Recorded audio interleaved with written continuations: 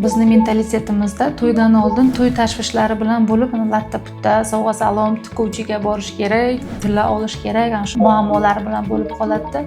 Qizlarimizni oddiy reproduktiv salomatligini tekshirishni hamma unutib qo'yadi. Bizni oldimizga har kun yangi kelinchaklarni 2 oy bo'lgan, 3 oy bo'lgan to'ylardan keyin qaynonalari olib kelishadi. Hayzi buzilgan, stress holatida, baribir yangi kelinchak adaptatsiya vaqtida bo'ladi. Olib kelishadi. Biz ularni tekshirganimizda anovulyatsiya bo'ladi ko'p vaqtda, ya'ni ovulyatsiya bo'lmaydi-da. Shuning uchun biz hech bo'lmasa to'ydan oldin kamqonligini qizlarni TTG va prolaktin bu minimum check-upga kiradi. Shu uchala analizni tekshirsalar agar qizlarimizni kelajak hayotga ancha narsaga tayyor qilib qo'yadilar.